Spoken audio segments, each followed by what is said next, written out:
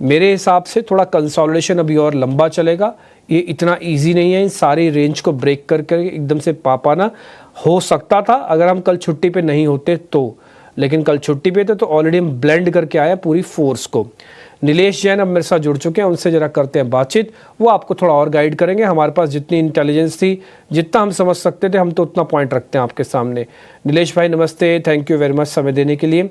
एक बार आपका take sir bank Nifty और निफ्टी पर, आज के गैप के बेनिफिट्स जिनके पास भी हैं उनको बुक करना चाहिए या फिर सीरीज के एंड तक रखना चाहिए?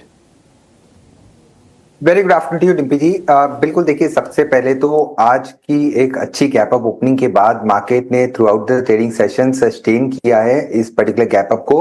हालांकि पिछले कुछ एक मिनटों में एकाएक थोड़ी बहुत प्रॉफिट टेकिंग हमें ऊपरी सरों से देखने को मिल रही है। उसके चलते निफ्टी ने रेजिस्टेंस फेस किया है 22,923 लेवल के आसपास। देखिए, क्लस्टर ऑफ रेजिस्टेंस है 23,000 की जोन में। सबसे पहले तो कॉल राइटर्स काफी एक्टिव है, एग्रेसिव कॉल राइटिंग हमें 23,000 पर देखने को मिल रही है। साथ साथ 21 और 50 डे मूविंग एवरेज दोनों ही ठीक एग्जैक्टली 22,980 से 23,000 के जोन में प्लेस होते हुए नजर आ रहे हैं। तो ये लेवल क्रॉस करना बहुत जरूरी होगा, उसके बाद ही हमें next leg on the upside देखने को मिलेगी। अब इन लेवलों पर रिस्क एंड रिवॉर्ड इतना फेवरेबल नहीं है कि यहाँ पर मैं कोई एग्रेसिव लॉन्ग पोजीशन इनिशिएट करूं, बट यस, अगर किसी के पास लॉन्ग पोजीशन बनी हुई है, ऑलरेडी इन द मनी है, हो सके तो प्रॉफिट बुकिंग कर ले, पार्शियल प्रॉफिट बुक कर लें और कुछ मुनाफा बांध देने के बाद आप रिमेनिंग पोजीशन को सीरीज के एंड तक के लिए कैरी फॉरवर्ड करके चल सकते हैं। बट जिस हिसाब से मार्केट एक्सट्रीमली वॉलेटाइल है, उसके चलते तो मैं कहूंगा कि मुनाफा बांध लेने में ही समझदारी है। और बैंक निफ्टी पर भी सिमिलर स्ट्रेटेजी, सिमिलर व्यू होगा। यहां पर भी अगर आप देखें तो ऊपरी स्तरों से प्रॉफिट टेकिंग हमें देखने को मिल रही है। उसके चलते बैंक निफ्टी अब अपने 200 डे मूविंग एवरेज के नीचे फिसल चुका है। हालांकि 51,000 के ऊपर जरूर सस्टेन कर रहा है, बट आज की क्लोजिंग इंपॉर्टेंट होगी। अगर 51,000 के ऊपर की क्लोजिंग देखने को मिलती है तो अगले सप्ताह हमें बैंक निफ्टी यहां से 51,500 से 52,000 की जोन में जाता हुआ नजर आ रहा है, जिसकी प्रोबेबिलिटी, जिसके चांसेस काफी ज्यादा है। अगर मुझे एक पिक करना है निफ्टी और बैंक निफ्टी में, दोनों में से एक, तो मैं बैंक निफ्टी के साथ जाना चाहूंगा, जहां पर स्ट्रक्चर कंपेरेटिवली स्ट्रॉन्ग नजर आ रहा है और वॉलेटिलिटी इंडेक्स का भी कूल ऑफ होना एक पॉजिटिव ट्रिगर है। हालांकि उतना कूल ऑफ नहीं हुआ है, 66% का उछाल हमें मंडे को देखने को मिला था, जहां पे 23 के लेवल छूता हुआ नजर आया था, बट अभी भी एलिवेटेड लेवल 20 पर है। तो यहां पर और कूल ऑफ होना अभी बाकी है, तो उसका इंतजार करना होगा और एक caution approach at high levels adopt करने की सलाह होगी। आप भी कह रहे हैं कि थोड़ी थोड़ी प्रॉफिट बुकिंग करनी चाहिए। आपका मानना है कि विक्स अभी भी काफ़ी डेंजर जोन में चल रहा है और आप भी यही बात बता रहे हैं कि जिन लेवल्स पे अभी चल रहा है मार्केट, अगर यहाँ से फिसला तो वापस थोड़ा नीचे भी आ सकता है। तो आप अपने हिसाब से कॉल लीजिएगा। एक्सपर्ट्स का भी कॉल मैंने आपको दिलवा दिया, आपके सामने सारी बात रखती है। खैर एनी हाउ, अब जरा ट्रेडिंग कॉल्स लेना शुरू करते हैं। नीलेश भाई, आपकी ट्रेडिंग कॉल्स। बिल्कुल देखिए, यहाँ पर थोड़ी सी बैलेंस अप्रोच हम रख के चल रहे हैं और जिस हिसाब से स्टॉक स्पेसिफिक मूव हमें देखने को मिल रहा है, तो यहाँ पर सबसे पहले बिकाजी इस पर्टिकुलर स्टॉक में लॉन्ग करने की सलाह होगी। काउंटर में काफी अच्छा मोमेंटम विद ब्रेकआउट हमें देखने को मिल रहा है, तो बिकाजी में ब्रेकआउट के चलते यहाँ पर लॉन्ग पोजीशन बना के चल सकते हैं। 732 के टारगेट के लिए 691 का स्टॉप लॉस होगा और इन लेवलों पर या फिर थोड़ी सी डिप मिले तो बिकाजी को लॉन्ग करने की सलाह होगी। इसके अलावा जो दूसरा स्टॉक रडार पर है वो लॉन्ग साइड में है oil and gas space. In fact OMC stocks में काफी अच्छा मूव हमने हाल फिलहाल में देखा है। तो गुजरात गैस लिमिटेड ये पर्टिकुलर स्टॉक है जहां पर काफी अच्छा मोमेंटम विद ब्रेकआउट हमें देखने को मिल रहा है, तो गुजरात गैस को भी लॉन्ग करके चल सकते हैं ऊपरी स्तर पर 436 के टारगेट के लिए एंड 408 का स्टॉप लॉस रखना होगा। इसके अलावा डिम्पी जी, एक शॉर्ट आइडिया भी है, क्योंकि मार्केट में जिस हिसाब से वॉलेटिलिटी है, वीक काउंटर्स में बिकवाली भी हमें देखने को मिल रही है। तो एस्ट्रल में लगातार एक series of lower term and lower term formation बना है। काउंटर की अंडरटोन काफी वीक है और स्ट्रक्चर देखिए ये लग रहा है कि काउंटर यहां से 1205 और उसके भी नीचे फिसल सकता है। तो यहां पर उछाल पे बिकवाली करने की सलाह होगी 1275 के स्टॉप लॉस से। एस्ट्रल के फ्यूचर्स में बिकवाली का ट्रेड होगा। फ्यूचर्स में बिकवाली एक डाउनसाइड कॉल भी आती हुई, बिकवाली की कॉल एस्ट्रल के फ्यूचर्स में, लेकिन गुजरात गैस में खरीदारी के मौके नीलेश जैन की तरफ से उनके क्लोजिंग ट्रेड्स में मिलते हुए। इस बीच नीलेश, हाय, गुड आफ्टरनून। इस वक्त मार्केट में वैसे तो हम देख रहे हैं काफ़ी अच्छा ट्रेंड देखने को मिल रहा है मजबूती के साथ। ओवरऑल सेटअप जो है आज सुबह से ही ठीक ठाक नज़र आ रहा है। एज वी टॉक यहाँ पर इस वक्त 22,800 के आसपास ही निफ्टी है और सेक्टर स्पेसिफिक भी अच्छी खासी तेजी। मेजर कंट्रीब्यूटर्स जब मैं पढ़ रही थी वहाँ बैंक्स एंड फाइनेंशियल सबसे आगे, सबसे ज़्यादा सपोर्ट करने का काम कर रहे हैं। HDFC bank, ICICI bank, Kotak bank, ये सारे स्टॉक्स हैं जो कि बड़ी दिग्गज बैंकिंग प्लेयर्स में सबसे आगे मजबूती दिखा रहे हैं। इसके अलावा अगर निफ्टी नेक्स्ट कैटेगरी में जाएंगे, मिड कैप में जाएंगे, तब भी बैंक्स एंड फाइनेंशियल्स में एक्शन है। बैंक्स प्लस NBFCs में से चुनिंदा प्लेयर्स जो आपको अच्छे नजर आते हैं। बिल्कुल मानसी, बिल्कुल ठीक कहा आपने। बैंक्स पर फोकस करके चलना चाहिए। मैंने मार्केट की ओपनिंग कमेंट्री में भी यही कहा कि बैंक निफ्टी का स्ट्रक्चर कंपेरेटिवली बेटर प्लेस नजर आ रहा है। जिस हिसाब से दिग्गज प्राइवेट सेक्टर बैंक में हमें एक स्ट्रॉन्ग मूव आज देखने को मिल रहा है।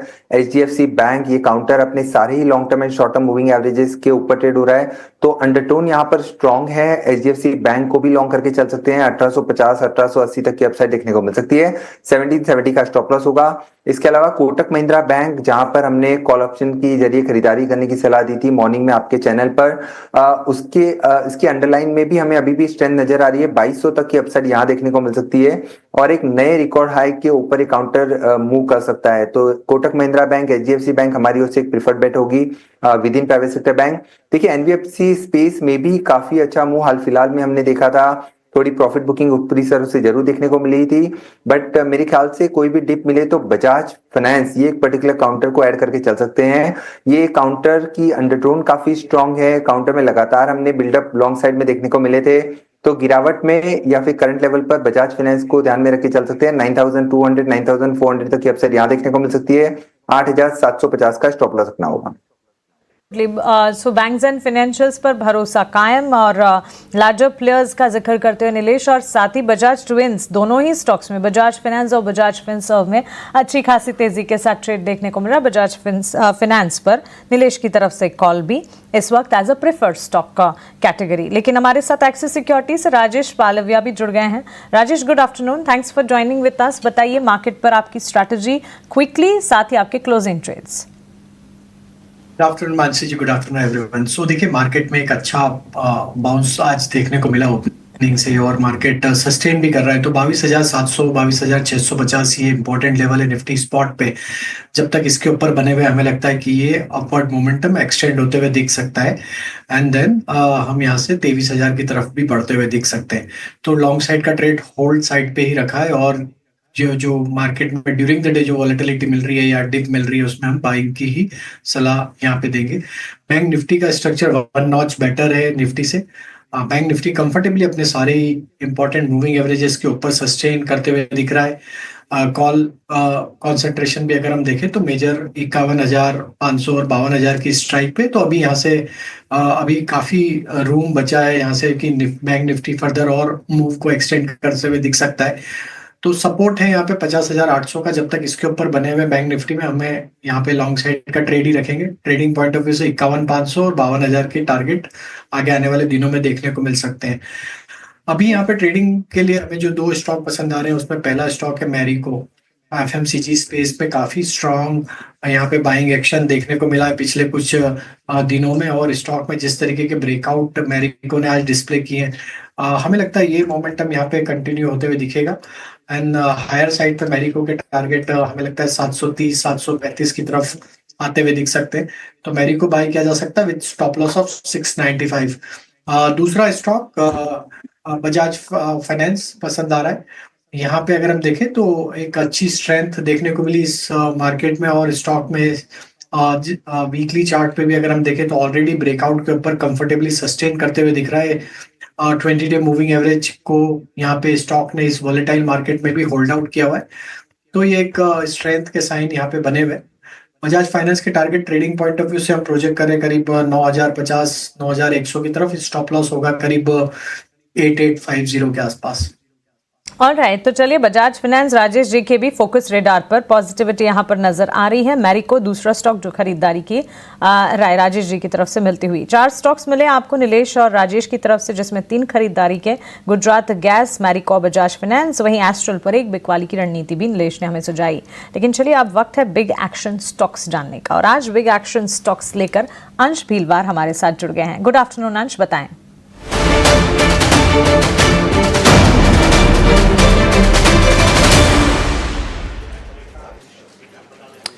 बिल्कुल मानसी, सबसे पहले हम बात करेंगे भारतीय हेक्सोकॉम की, क्योंकि इसमें काफ़ी अच्छी खरीदारी होती हुई नज़र आ रही है। अगर स्टॉक भी देखें तो 4% से भी ज़्यादा की तेज़ी बनती हुई इसमें नज़र आ रही है। 4.5% की तेज़ी अक्सर इसमें दिख रही है। दरअसल यहाँ पे खबर है कि कंपनी कुछ 3,400 टेलीकॉम टावर्स इंडस्टार को बेचने वाली थी, लेकिन इस डील पर पॉज लग चुका है।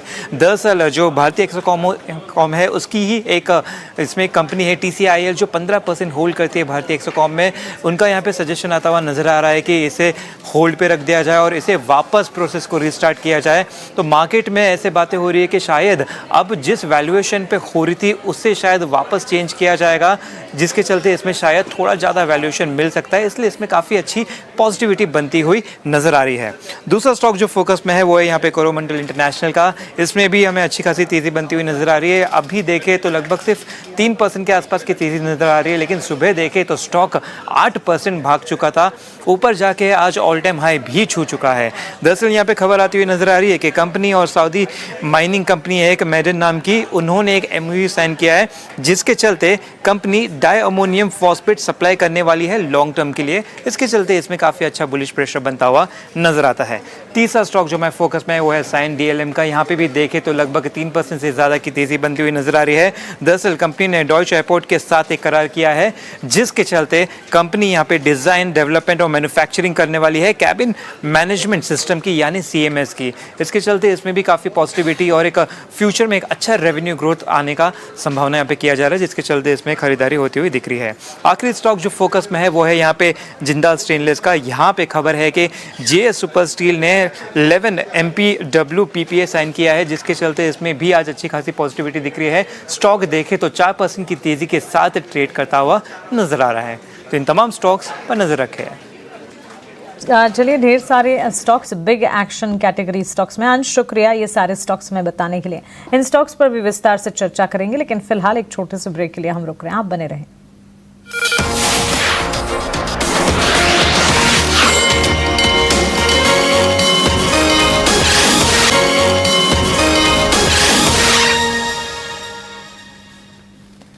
ब्रेक के बाद स्वागत है आपका। आप देख रहे हैं क्लोजिंग कॉल्स।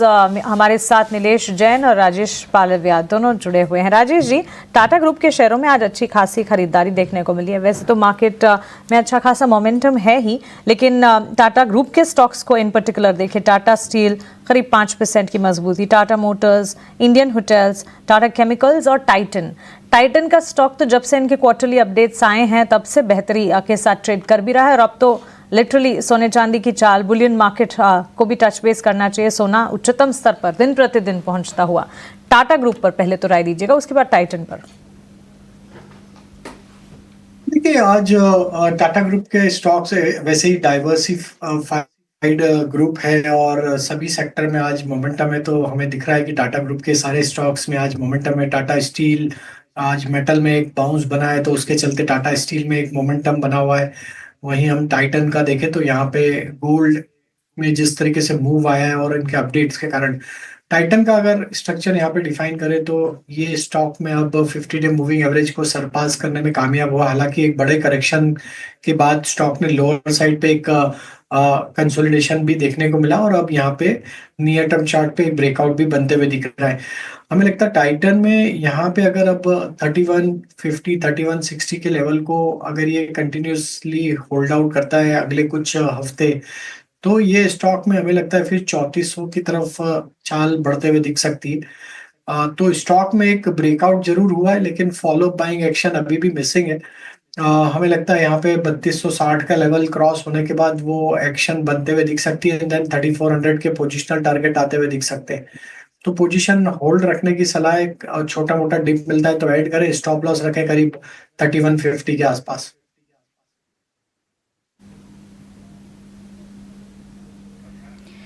ठीक है, तो ये नजरिया टाइटन, जहां पर ऑपरेशनल अपडेट्स के बाद अच्छी खासी तेजी दिखी है और आज टाइटन ही नहीं कई सारे टाटा ग्रुप ऑफ स्टॉक्स में एक्शन दिखा है। लेकिन इसके अलावा फार्मा सेक्टर पर तो राय लेनी ही होगी। अच्छा खासा रिबाउंड यहां पर दिखा है। निफ्टी फार्मा इंडेक्स सबसे बड़ा सेक्टोरल गेनर आज के सत्र में। और कुछ इंडिविजुअल स्टॉक्स की बात करें तो ग्रैन्यूल्स इंडिया यहां पर अच्छी खासी तेजी है।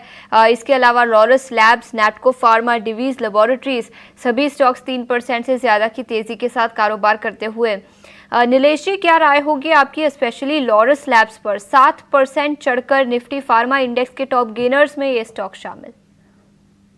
अब बिल्कुल ठीक कहा आपने। देखिए आज एक डेड कैट बाउंस हमें देखने को मिल रहा है। पिछले सेशन में थोड़ा दबाव यहाँ पे हमने देखा था और ये जो पुल बैक है वो पुल बैक थोड़ा एक्सटेंड हो सकता है। कुछ चुनिंदा स्टॉक्स इसी स्पेस में से अभी भी थोड़े से बेटर प्लेस नजर आ रहे हैं। डिवीज लैब यहाँ पे काफी अच्छा रिबाउंड हमें देखने को मिला है।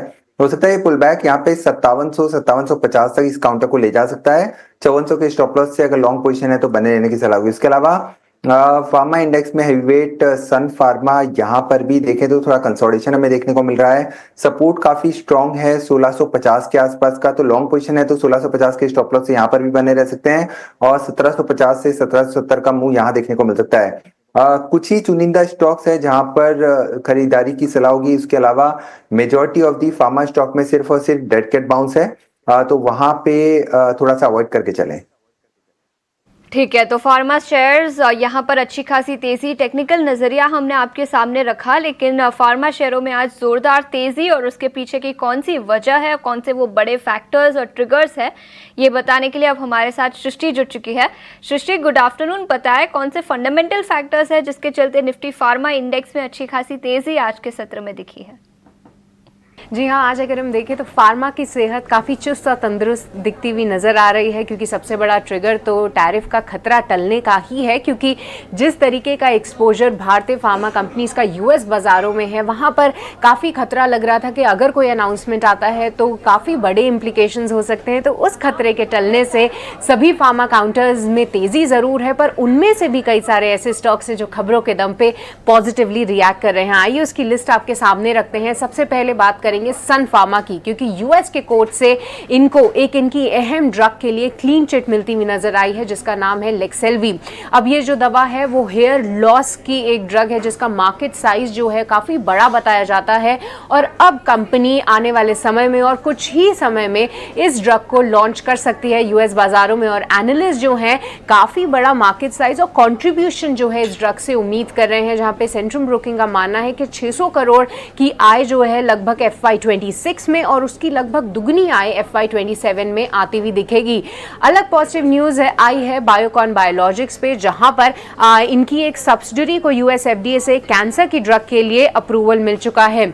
एक अहम कैंसर की ड्रग के लिए अप्रूवल सिप्ला को भी मिलता हुआ नजर आया है। इस ड्रग का नाम है G-Abraxane, क्योंकि ये एक one of the much awaited drugs थी जिससे यूएस FDA को हरी झंडी मिलने का इंतजार था। सिप्ला ने बोला था कि सेकेंड हाफ ऑफ FY26 में कहीं ना कहीं इसको लॉन्च करेंगे। समय से पहले ये अप्रूवल आता हुआ दिखा है। जो इनकी गोवा प्लांट की दिक्कतें थी उसके चलते जो है थोड़ी बहुत अटकलें जरूर लग रही थी, पर अब एनालिस्ट उम्मीद कर रहे हैं कि FY26 में इस ड्रग से जो आय है वो लगभग 400 करोड़ की हो सकती है। और आखिरी फार्मा कंपनी जो खबर के दम पे फोकस में है वो है औरोबिंदो फार्मा, क्योंकि इनकी एक सब्सिडरी है क्यूरेशा टेक बायोलॉजिक्स। उसको हड्डियों की दवा के लिए उन्होंने जो फेज 1 की स्टडी की थी उससे उन्होंने उसको सक्सेसफुली कंडक्ट किया है और ये तमाम फार्मा कंपनीज आज खबरों के लिहाज से फोकस में है।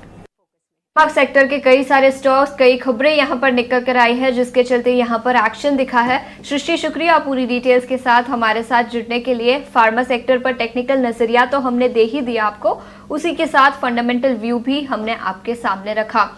लेकिन इस बीच PI इंडस्ट्रीज स्टॉक पर नजर डालेंगे। याद रखें सुबह 9 बजे के शो में भी हमने मार्केट ओपन के बाद इस स्टॉक की चर्चा की थी। 3624 के आसपास कारोबार करता हुआ 10% तक की तेजी इस स्टॉक पर दिखी है और निफ्टी 500 इंडेक्स के टॉप गेनर्स में ये स्टॉक शामिल। राजेश जी, क्या राय होगी आपकी PI इंडस्ट्रीज पर? आज आशीषा जी देखें तो काफी केमिकल स्टॉक्स में एक अच्छा मोमेंटम बना है, जिसमें PI इंडस्ट्री में एक काफी स्ट्रांग मोमेंटम आज बना है। 10% के आसपास स्टॉक में आज गेन देखने को मिले। अगर आज के इस मूव को अगर हम एनालाइज करें तो स्टॉक ने अपने एक मल्टीपल सप्लाई जोन का आज ब्रेकआउट करते हुए दिख रहा है, जो कि था करीब 35-20 के जोन में। हमें लगता है जिस तरीके के मूव बने स्टॉक में आज और अपर सर्किट पे ऑलरेडी ये लॉक है स्टॉक, तो लगता है कि ये स्टॉक अपने प्रीवियस स्विंग हाई जो फरवरी के थे वहां तक भी ये मोमेंटम को एक्सटेंड करेगा। तो हमें लगता है नेक्स्ट वीक में स्टॉक में अब 3660 और फिर यहाँ पे 3750 तक के अपमूव भी देखने को मिल सकते हैं। तो पोजीशन जिनके पास है बने रहे, ट्रेलिंग स्टॉप लॉस सजेस्ट करेंगे 3560 के आसपास, और जब तक ये 3560 के ऊपर बना हुआ है, हमें लगता है इसका नेक्स्ट टारगेट 3750 3800 की तरफ भी आते हुए दिख सकता है। अगर आपके पास ऑलरेडी पोजीशंस है तो बने रहने की सलाह पीआई इंडस्ट्रीज। और जैसे उन्होंने बताया, पीआई इंडस्ट्रीज के अलावा केमिकल सेक्टर से कई सारे स्टॉक्स आज फोकस में है। दीपक नाइट्राइट की बात करें तो यहाँ पर कुछ कैपेसिटी एक्सपेंशन प्लान्स आए हैं। 3500 करोड़ का कंपनी इन्वेस्टमेंट करने वाली है, जिसके चलते यहाँ पर आज तेजी दिखी है। और इसके अलावा एसआरएफ भी अच्छी खासी तेजी के साथ कारोबार करता हुआ 235 करोड़ का नया प्लांट दहेज गुजरात में कंपनी सेटअप करेगी। कुछ केमिकल स्टॉक्स जहां पर इनफैक्ट टैरिफ वॉर के फ्रंट पर भी केमिकल सेक्टर को बड़ा इम्पैक्ट बेनिफिट नजर आएगा। केमिकल एक्सपोर्ट्स इंडिया से बढ़ते हुए नजर आएंगे, जिसके चलते भी ये एक एडिशनल ट्रिगर है पूरे सेक्टर के लिए। एक छोटे से ब्रेक के लिए रुकेंगे, लेकिन ब्रेक के बाद कई और स्टॉक्स और सेक्टर्स पर चर्चा करेंगे। बने रहिए हमारे साथ।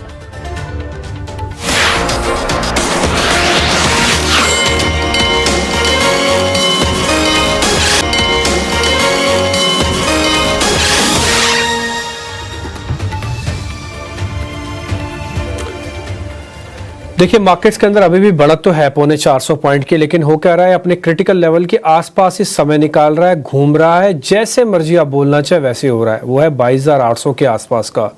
22,800 के ऊपर स्ट्रांग रहेगा, 22,800 के नीचे थोड़ा वीक होगा, लेकिन फिर भी मार्केट के आज दाद देनी पड़ेगी। हम थोड़ा ब्लेंड हो गए, मतलब अगर हमारी छुट्टी नहीं होती कल के सेशन में तो हम ज़्यादा तेज़ रिएक्ट करते, लेकिन थोड़ा एक 24 घंटे डिले हुए तो हमारा रिएक्शन थोड़ा कम है।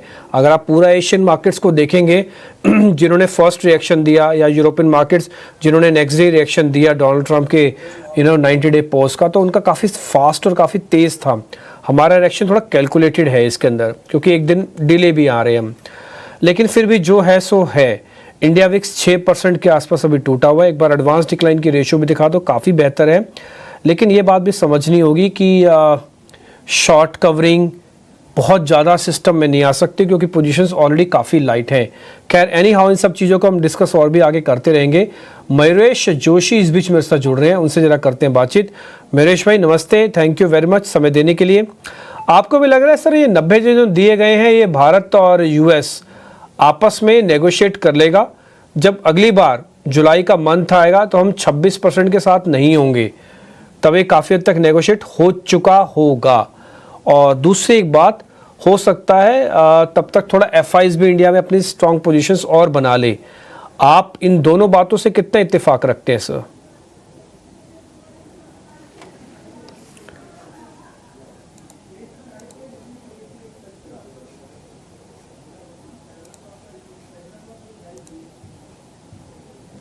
सर आवाज आई? मयूरेश सर आवाज आ रही है आपको?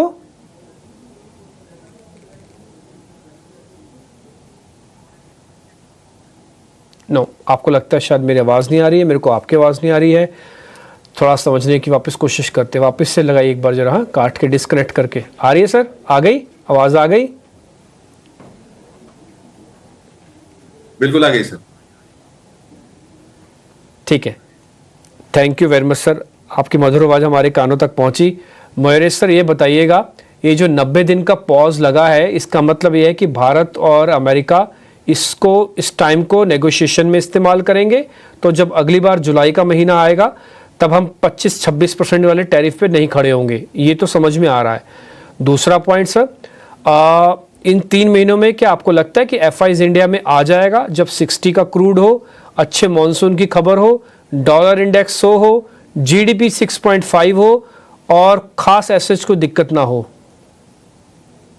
बिल्कुल। आफ्टरनून डिम्पी जी, दो चीजें। एक, आई थिंक जो एक्सपेक्टेशन है कि एक अग्रीमेंट हम साइन कर लेंगे यूएस के साथ बिफोर जुलाई, ये very much on the cards लग रहा है, और काफी अन्य देश भी नेगोशिएट कर रहे हैं हार्ड एंड फास्ट ट्रम्प साहब के एडमिनिस्ट्रेशन के साथ। हालांकि आई थिंक जो चाइना के साथ इनकी एक दिक्कत चल रही है, उसकी वजह से शायद एक spill over effect emerging economies में आ सकते हैं, शायद एक करेंसी पे इम्पैक्ट आ सकते हैं इमर्जिंग इकोनॉमीज में। बट क्योंकि काफी देश नेगोशिएट कर रहे हैं to a large extent ex China, मुझे लगता है स्थिति थोड़ी बेहतर होगी। However spill over effects can not be ruled out. दूसरा, जैसे आपने सारे मैक्रोस की बात की, आज हम जब बैठे हैं ये कगार पे, तो जीडीपी में थोड़ा सा कॉन्ट्रैक्शन जो आरबीआई को लग रहा है, inflation should largely be under control, monsoons ठीक ठाक लग रहे हैं, ट्रेड डेफिसिट शायद कंट्रोल में होगा, tax collections, domestic economy, consumption related जो बूस्ट मिली है बजट को लेके, I think that should probably also be on a steady path.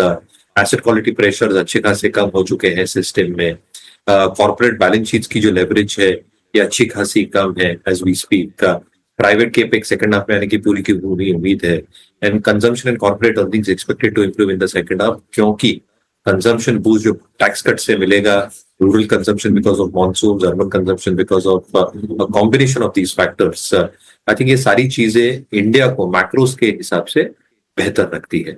दूसरा, I think in terms of tariff अगर चाइना के साथ कंटिन्यू रहा और अन्य पॉलिसी जो यूएस कर रहा है इम्प्लीमेंट, कहीं ना कहीं एक जो बेस केस सिनेरियो बन रही है कि there will be a mild recession in the US, और अगर ऐसी परिस्थिति उभर के आती है तो यूएस इन्वेस्टर्स के लिए जो मौके रहते हैं आउटसाइड यूएस बहुत कम बचते हैं, क्योंकि आई थिंक चाइना में जो एक ट्रेंड हुआ था पिछले कुछ महीनों में, lot of fund flows had moved into China, I think एक रिवर्सल शायद हो सकता है वो फंड फ्लोज का।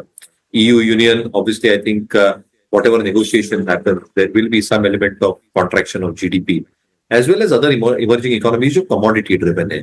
इसलिए I think काफी कुछ विकल्प बचते नहीं except India for a lot of FIs and FPIs, और इसलिए अनिवार्य होगा कि I think there have no choice कि अगले कुछ महीनों में जैसे ये ट्रेंड्स और साफ होते जाते हैं मैक्रोज और माइक्रोज के ऊपर इन इंडियन कॉन्टेक्स्ट, FIs और FPIs की एक फोर्सफुल एंट्री और एक पेनफुल एंट्री शायद इंडियन मार्केट में वापस हो सकती है। I think just cannot ignore India. इसलिए मुझे लगता है I think outside the US macros and माइक्रोज को लेके India is the best place market in the world. Obviously I think global tariffs, ये वॉलेटिलिटी के चक्कर में इंडियन मार्केट्स में भी वॉलेटिलिटी रह सकती है, but to a large extent मुझे लगता है आई थिंक सारे जहां से अच्छा हिंदुस्तान हमारा। इस बात का जिक्र आज ही नहीं, आप पहले भी करते आए हैं, सारे जहां से अच्छा हिंदुस्तान हमारा। और इनफैक्ट लास्ट वीक जब आपने नेटवर्क से बात की थी, आपने लिटरली ये कहा था कि ट्रम्प रेटोरिक अगर कंटिन्यू होता है तो मोर मार्केट वॉलेटिलिटी नजर आएगी, जो कि नजर भी आई। लेकिन उसके साथ आपने ये भी कहा था कि फार्मा में सी अ बाउंस बैक, और आज के सत्र में देखिए इतना अच्छा बाउंस बैक कि लिटरली उस पर रिसर्च कर हम हमारे मार्केट पार्टिसिपेंट्स और व्यूअर्स को बता भी रहे हैं कि एग्जैक्टली रीजंस क्या है जिसके चलते फार्मा में अच्छा खासा एक्शन है। विस्तार से और आगे आपसे बातचीत करते, लेकिन एक और स्टॉक पर टेक्निकल नजरिया जान लेते हैं राजेश जी से। राजेश जी, स्टॉक ही नहीं सेक्टर पर ही आपकी राय जानना चाहेंगे। आईटी सेक्टर, देखिए एक तो IT sector of course global market में जो अनसर्टेनिटी है उसका शिकार बना, विदेशी बाजार में भी नैस्डैक में गिरावट हमने देखी, eventual impact domestic IT markets में भी आईटी सेक्टर पर भी देखने को मिली। लेकिन टीसीएस के नतीजों के साथ क्वार्टरली अर्निंग्स की शुरुआत हुई, उसके ठीक बाद टीसीएस को छोड़ बाकी आईटी कंपनियों में आज हम देख रहे हैं खरीदारी।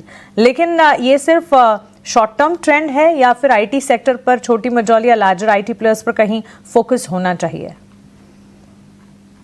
मानसी जी, देखिए आईटी स्टॉक्स में हमने देखा कि काफी बड़ा करेक्शन पिछले 3-4 महीनों में होते हुए देखा। आईटी इंडेक्स इटसेल्फ अगर हम देखें तो जो स्विंग लो बने थे ऑलमोस्ट जो पीक थे वहां से 33% के आसपास का करेक्शन आईटी इंडेक्स में आते हुए दिखा है। इस करेक्शन में जरूर आईटी इंडेक्स अपने सारे ही long term short term moving averages के नीचे ही सस्टेन होते हुए दिख रहा है। Same behaviour large cap IT stocks में भी देखने को मिला है। अगर हम इसको थोड़ा सा लॉन्गर टर्म टाइम फ्रेम पे देखें तो आईटी इंडेक्स अब एक मंथली सपोर्ट के आसपास ट्रेड करते हुए दिख रहा है, और जो हमने रिसेंट बाउंस देखा वो ऑलमोस्ट मंथली सपोर्ट के आसपास से ही बाउंस देखने को मिला है। तो ऑलमोस्ट 1 साल के लोअर लेवल के आसपास से आईटी इंडेक्स ने उस लेवल को डिफेंड किया है, और इतने बड़े करेक्शन के बाद हमें लगता है कि ये एक ओवरसोल्ड ट्रेजेक्टरी में है, तो यहाँ से शॉर्ट करने की गुंजाइश अभी नहीं बनती है। हालांकि स्ट्रक्चर वीक है, काफी कुछ कंसर्न्स आईटी स्टॉक्स को लेके बनते हुए दिखे पिछले दिनों में, जिसमें कि यूएस रिसेशन भी एक कंसर्न था, जिसके चलते आईटी सेक्टर्स में हमने बिकवाली देखी थी। बट हमें लगता है कि 31,600 आईटी इंडेक्स का इंपॉर्टेंट लेवल है। अगर वो टूटता है तो फिर बड़ी गिरावट का अंदेशा है। अदरवाइज हमें लगता है कुछ समय के लिए आईटी स्टॉक्स में कंसोलिडेशन देखने को मिलेगा इस जगह पे। हो सकता है कि 1-2% के अप मूव यहाँ से बनते हुए दिखे और बोथ डायरेक्शन में ट्रेड, दोनों ही डायरेक्शन में ट्रेड होता हुआ दिखे। और अगर एक बार ये अर्निंग सीजन के बाद अगर लार्ज कैप आईटी स्टॉक्स या मिड कैप आईटी स्टॉक्स या अर्निंग्स की जो वॉलेटिलिटी है, जो नंबर्स की वॉलेटिलिटी के बाद अगर वो एब्जॉर्ब कर लेते हैं इसी रेंज में, तो हमें लगता है गोइंग फॉरवर्ड कहीं ना कहीं एक रिकवरी के साइन बनते हुए दिखेंगे। तो हमें लगता है थोड़ा कॉन्ट्राबेट लिए जा सकते हैं आईटी स्टॉक्स में, क्योंकि एक ओवरसोल्ड जोन है, मार्केट भी रिकवरी के मोड में है और एक काफी बड़ा सेक्टर है जो कि कंट्रीब्यूट करता है हमारे स्टॉक मार्केट को एज वेल एज हमारी जीडीपी को। तो हमें लगता है कि यहाँ पे कॉन्ट्राबेट लिया जा सकता है। 31,600 आईटी इंडेक्स पे हमारा स्टॉप लॉस है और यहाँ पे कुछ चुनिंदा स्टॉक जो कि एक ओवरसोल्ड ट्रेजेक्टरी से पुल बैक दिखा रहे हैं, वहां पे लॉन्ग साइड का ट्रेड लिया जा सकता है with stop loss of previous swing low जो बने थे अभी रिसेंट में, वो स्विंग लो के आप स्टॉप लॉस रखें और यहाँ से कॉन्ट्रा ट्रेड लिया जा सकता है यहाँ से 3 से 4% के अपसाइड के लिए। तो चलिए आईटी पर ओवरऑल आउटलुक राजेश जी से हमें मिलता हुआ। सारे स्टॉक्स जो हैं इस वक्त पॉजिटिवली रिएक्ट ज़रूर करते हुए नज़र आ रहे हैं, लेकिन इस बीच जहां हम मेटल पैक स्टील सेक्टर की बात कर रहे थे, टाटा स्टील के चार्ट्स को एक बार पुल अप करना चाहिए। टाटा स्टील में अच्छी खासी मजबूती देखने को मिल रही है और इस मजबूती के पीछे की वजह भी है। इस वक्त अगर आप देखेंगे ऑलमोस्ट 4 से 5% की तेज़ी के साथ ये स्टॉक ट्रेड करता हुआ हरे निशान के साथ। मेटल सेक्टर का ही मूड माहौल अच्छा है, लेकिन इसमें Tata steel one of the stocks जो आउट परफॉर्म कर रहा है। दरअसल नीदरलैंड कारोबार की रीस्ट्रक्चरिंग की खबर आई है जिससे स्टॉक में ये मजबूती है। आइए आशीषा से समझते हैं पूरा मामला क्या है और ये रीस्ट्रक्चरिंग सिर्फ खबर है या इसके अलावा भी कुछ और है। आशीषा, रीस्ट्रक्चरिंग के अलावा ब्रोकरेजेस के भी बुलिश रेडार पर है टाटा स्टील? बिल्कुल, ब्रोकरेज हाउसेस का नजरिया काफी पॉजिटिव और Tata steel Netherlands operation Mansi बात करें तो करीब 23% कंपनी का रेवेन्यू नीदरलैंड से आता है और कंपनी ने कहा कि ट्रांसफॉर्मेशन कंपनी करना चाहती है नीदरलैंड्स ऑपरेशंस के लिए। ट्रांसफॉर्मेशंस के लिए कैपेक्स की तो उन्होंने बात नहीं की, लेकिन उन्होंने कहा कि कॉस्ट एफिशिएंसी होगी, यानी कंपनी के कॉस्ट कम होते हुए नजर आएंगे। कल एनालिस्ट के साथ कॉल किया जहां पर मैनेजमेंट का कहना है कि 500 मिलियन यूरोस तक कंपनी के पर एनम कॉस्ट कम होते हुए नजर आएंगे और एनालिस्ट ने कुछ बैक कैलकुलेशन किया। उनका मानना है कि $70 से $80 पर टन तक नीदरलैंड्स ऑपरेशंस का एबिटा बढ़ता हुआ नजर आएगा। तो एबिटा पर टन में इंप्रूवमेंट होगा, कॉस्ट कम होंगे। हाँ, कॉस्ट कम होने के चलते कुछ ले ऑफ्स भी कंपनी करेगी। करीब 1700 एम्प्लॉयज़ को कंपनी ले ऑफ कर देगी और इसी के चलते यूनियंस के साथ कंपनी बातचीत कर रही है। लेकिन अभी के लिए पॉजिटिव खबर टाटा स्टील के लिए, क्योंकि टाटा स्टील नीदरलैंड्स ऑपरेशंस के एबिटा में इंप्रूवमेंट दिखेगा। इसी के चलते कुछ ब्रोकरेज रिपोर्ट्स आई है। जेपी मॉर्गन ने ओवरवेट की रेटिंग बरकरार, ₹180 प्रति शेयर का लक्ष्य रखा है। उन्होंने कहा 500 मिलियन यूरो का कंपनी कॉस्ट सेविंग्स करेगी FY25 से 27 के पीरियड में, जो एक बड़ा पॉजिटिव है। और उनका मानना है कि स्ट्रक्चरल कॉस्ट रिडक्शन इनिशिएटिव्स जो कंपनी ने लिए हैं उन्हें इग्नोर नहीं करने चाहिए। इसके अलावा मक्वारी आउट परफॉर्म की रेटिंग बरकरार, ₹156 प्रति शेयर का लक्ष्य। उनका मानना है कि कॉस्ट रिडक्शन तो होगा, लेकिन इसके लिए कंपनी कोई बड़े कैपेक्स नहीं करेगी, तो बेनिफिट है लेकिन आउटफ्लो कुछ नहीं होगा, जिसके चलते उन्होंने भी आउट परफॉर्म की रेटिंग बरकरार रखी है। लेकिन एक कॉन्ट्रा व्यू भी आया है। सिटी, उन्होंने बिकवाली की राय बरकरार ₹115 प्रति शेयर का लक्ष्य रखा है। सिटी का मानना है कि हाँ, ये एक पॉजिटिव खबर तो है, लेकिन मैक्रो बैकड्रॉप अभी भी काफ़ी कमज़ोर है। याद रखें, चीन और यूएस के बीच जो टैरिफ वॉर गहराया है, उसके चलते ग्लोबल कमोडिटी मार्केट में कमज़ोरी दिखेगी। डिमांड कम होती हुई नजर आएगी चीन से, जिसके चलते ग्लोबल कमोडिटी प्राइसेस भी कम होंगे। तो मैक्रो डेवलपमेंट्स अभी भी काफ़ी कमज़ोर है, जिसके चलते उन्होंने बिकवाली का अपना व्यू बरकरार रखा है। तो हाँ, ब्रोकरेज हाउसेस का नज़रिया काफ़ी डिवाइडेड है। बेनिफिट्स तो होंगे, लेकिन शॉर्ट टर्म में शायद मैक्रो फैक्टर्स ओवरवे करते हुए नजर आएंगे। लेकिन फिर भी स्टॉक को थम्स अप रिएक्शन पॉजिटिव मिला है और स्टॉक करीब 6% की तेजी के साथ कारोबार करता हुआ। मयूरेश जी, आपसे पूछना चाहूँगी, सिटी का कॉन्ट्रा व्यू, इस पर आपकी क्या राय होगी? टाटा स्टील पर इन पर्टिकुलर या पूरे मेटल सेक्टर पर देखें तो चीन और अमेरिका के बीच जो टैरिफ वॉर हुआ है, उसके चलते किस तरह का डिमांड इम्पैक्ट चाइना से आता हुआ नजर आएगा? नहीं, दो चीजें इसमें। आई थिंक एक जो सप्लाई फैक्टर है जो चाइना लार्जली कंट्रोल करता है, large part of the commodity universe का, वो फेरस हो नॉन फेरस हो, उनको अपनी फैक्ट्रीज कंटिन्यू करने के लिए आई थिंक प्रोडक्शन चालू रखना पड़ेगा and to take care of the fix cost overruns. अगर ये टैरिफ्स कंटिन्यू होते हैं in the current state and in the current at the current rate, तो कहीं ना कहीं आई थिंक जो चाइना एनीवे डाउन कर रही है this juncture, there will be excessive dumping that will happen across the globe. इसका आप डायरेक्ट इम्पैक्ट ऑलरेडी देख रहे हैं। I think CRC HRC prices में एक अच्छी खासी गिरावट देखी गई है।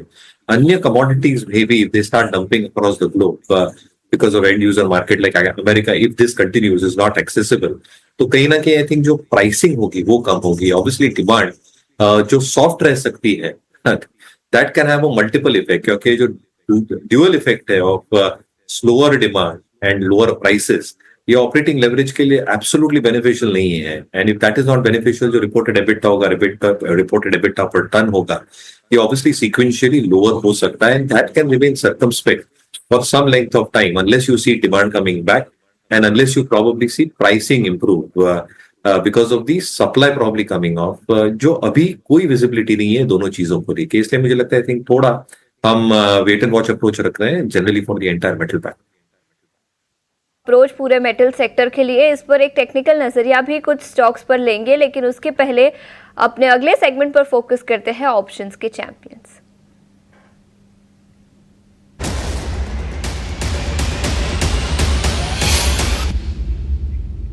और इस घंटे के ऑप्शन का चैंपियन बताने के लिए हमारे साथ एंजल वन से स्नेहा सेठ जुड़ चुकी है।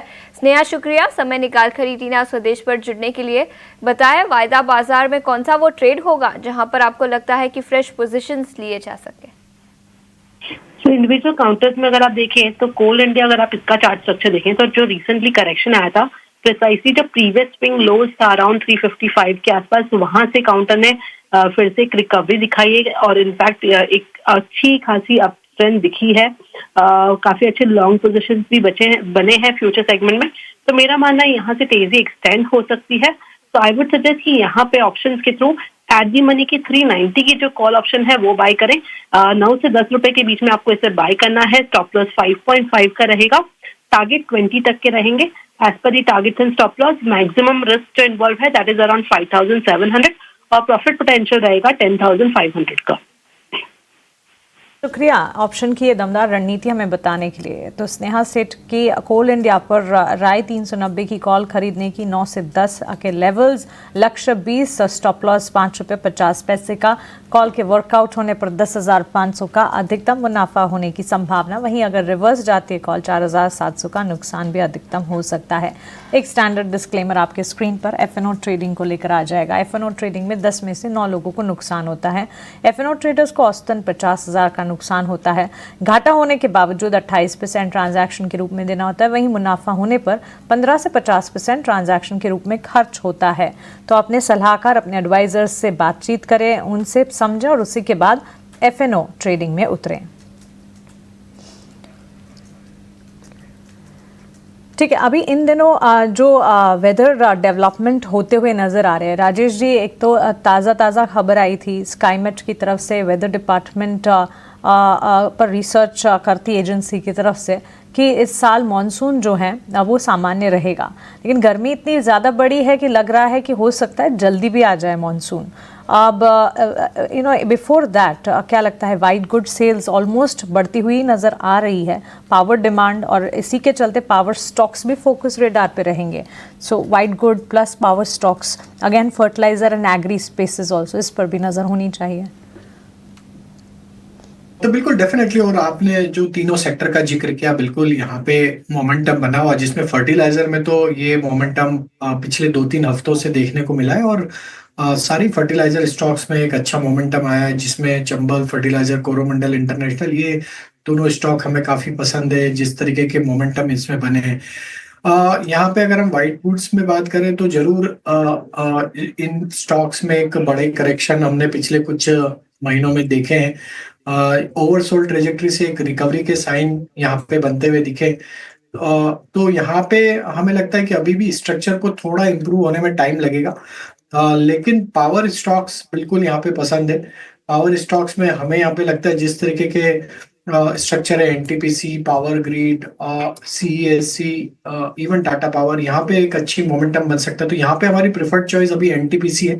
इसका स्ट्रक्चर काफी स्ट्रांग है और एनटीपीसी में हमें लगता है कि 350 के ऊपर अगर सस्टेन रहता है तो इसके नेक्स्ट लक्ष्य 375, 380 की तरफ आते हुए दिख सकते हैं। वहीं हम सीएससी को भी एनालाइज करें तो यहाँ पे भी पॉजिटिव स्ट्रक्चर है, और सीएससी में हमें लगता है कि एक अच्छे ब्रेकआउट की तैयारी करता हुआ दिख रहा है स्टॉक।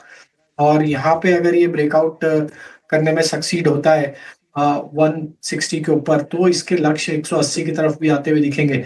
तो यहाँ पे स्टैगर्ड मैनर में अभी बाइंग किया जा सकता है with stop loss of 147। Power grid में आप ट्रेडिंग पॉइंट ऑफ व्यू से भी पोजीशन बना सकते हैं। वीकली सेटअप काफी इनकरेजिंग है। 315 320 की तरफ ये स्टॉक बढ़ते हुए दिख सकता है। तो यहाँ पे 296 के स्टॉप लॉस से लॉन्ग साइड का ट्रेड लिया जा सकता है। स्टॉक्स पर एक नजरिया हमें मिलता हुआ सीजनलिटी फैक्टर और इन सारे के सारे स्पेसेस पर फोकस होना जरूर चाहिए। ऑन दिस नोट एक छोटे से ब्रेक के लिए हम रुक रहे हैं। ब्रेक के बाद वापस लौटेंगे तो स्टॉक स्पेसिफिक आउटलुक पर बातचीत भी होगी और साथ ही BTST STBT स्टॉक्स भी लेने की कोशिश होगी। आप बने रहें।